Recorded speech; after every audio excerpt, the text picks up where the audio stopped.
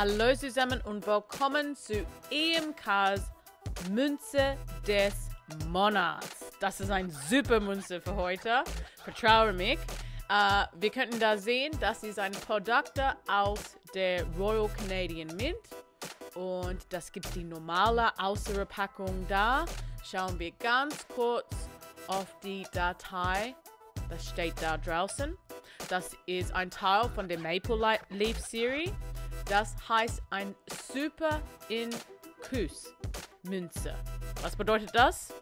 Schauen wir an und dann wissen wir alle, was das bedeutet. Nicht nur, was das bedeutet, aber wie cool das ist. Es kommt.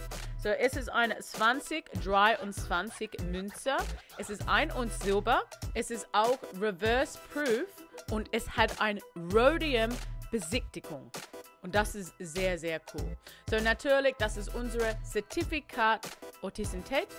Dann wissen wir, dass alles gut ist, sehr gut geprägt. Und jetzt fangen wir an mit dieser tollen Münze. So, jetzt wissen wir alle, was bedeutet Super Incuse. Der Maple Leaf, das steckt drin in der Münzen. Das ist wie ein großer Stempel. Das ist voll cool. Sehr, sehr gut geprägt. Und schau mal auf der Datei da. Dieser Rhodium, das ist über alle die Seiten von dieser Münze.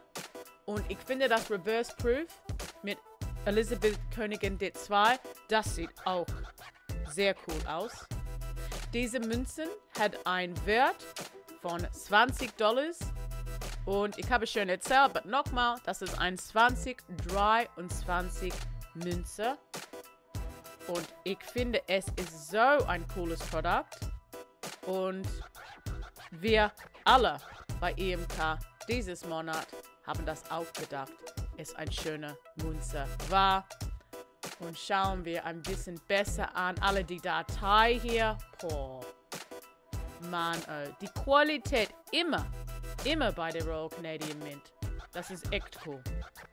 So, die Auflage hier von dieses Münze ist 8000 Exemplare. Das ist 4,9 Silber.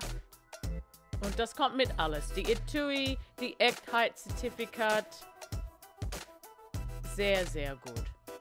So, wenn man Lust auf dieses Münze hat, schau mal bitte bei EMK, www.emk.com und schau weiter durch die Maple Leaf Series.